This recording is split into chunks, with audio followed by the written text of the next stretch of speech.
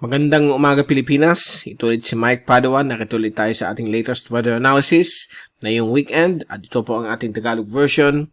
Naglilingkod sa inyo ng Typhoon 2000. Umpisa natin ang update, ito ang latest CraftSat na yung araw na ito ng linggo hanggang bukas Lunes at nakikita po natin umiiral pa rin ang mainit na hangin silanganin kaya medyo umiinit na ating panahon lalo dito sa lalo na sa may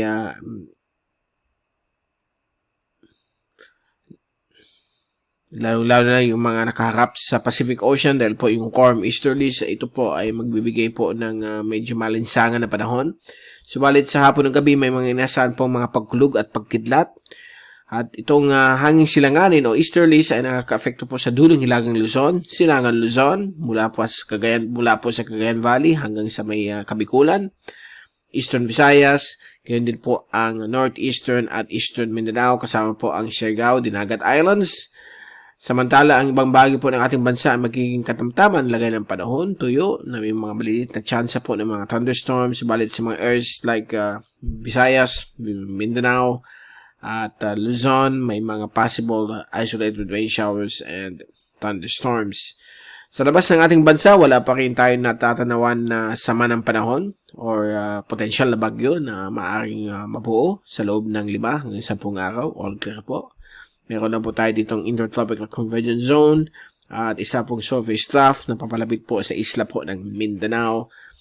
At dito po sa may silangan po ng dagat Pilipinas, sa labas po ng Philippine Area of Responsibility, meron po tayong fragmented shear line. Galing po yan sa isang frontal system na nagbitaw na dito sa ulap na ito.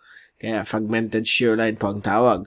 Samantala, ito po yung fast animation. So, nakita po natin yung mga kaulapan na dulot po ng hangin silanganin. Ito po yung mga localized thunderstorms. At kung titignan natin yung zoom in satellite animation, so makikita po natin dito ang mga kaulapan ng mga thunderstorms dulot po ng easterlies. At dito rin po sa may west of Palau, mayroong makakapal na kaulapan. Ito po ay dulot po ng isang surface trough na papalapit po sa isla ng Mindanao na posible po ang bibigay pa rin mga paulan hanggang susunod na 3 araw hanggang Martes. So yan po, mga localized thunderstorms, unti-unti nang lumalabas. At although palapit tayo sa hot dry season, okay, particularly April, Mayo, yan po ang pinaka-hottest months sa Pilipinas. So, hot dry season po tayo niyan. Subalit, hindi po natin masyadong makakanasan yan, lalo na po sa may Visayas at Mindanao at sa Kabikulan.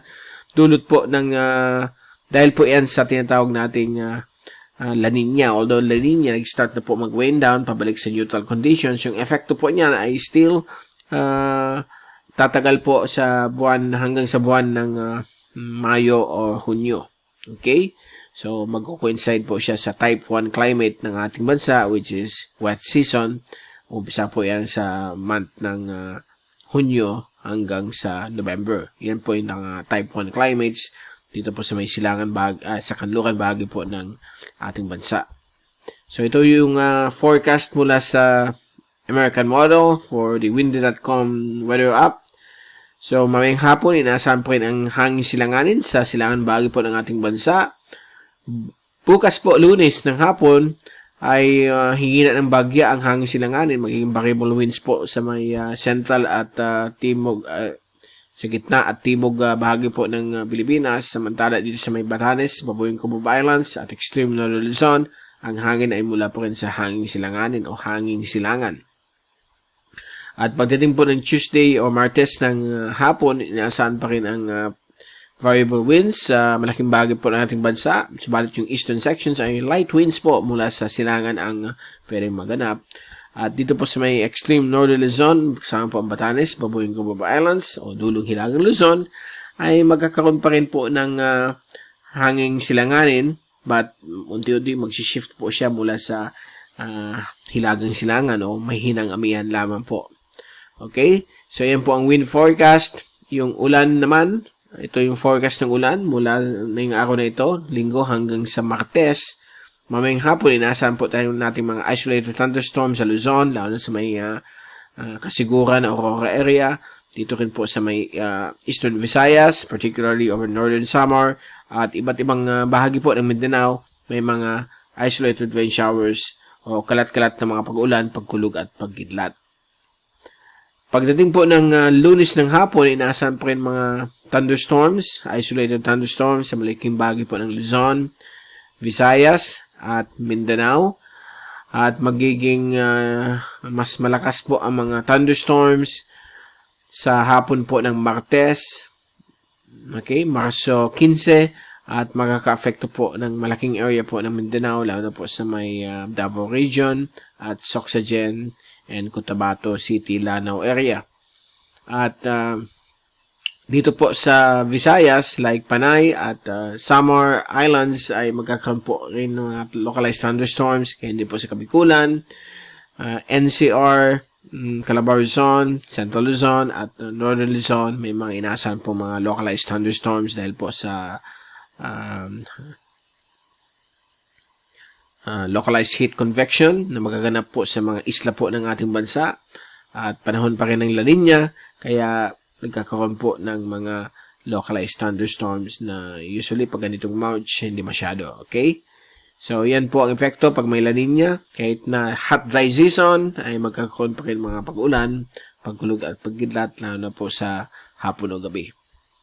Okay, at ito ang ating roundup rainfall accumulation forecast hanggang Martes. So makita po ninyo ang bulk ng mga ulan ay dito sa may Batanes, silangan bahagi po ng Northern Luzon, from Eastern Cagayan, Eastern Isabela hanggang sa may Aurora Province, at may mga isolated rin na mga thunderstorms sa Bicol Region, dito rin po sa may Eastern Visayas, sa may Samar, Northern Samar in particular, and dito rin sa may Leyte.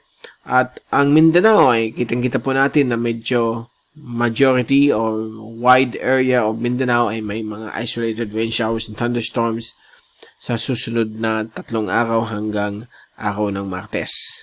Okay, so yan po. Diyan po nagtatapos ang ating latest sa ating panahon. At mula sa Typhoon 2000, ito ulit si Mike Padua.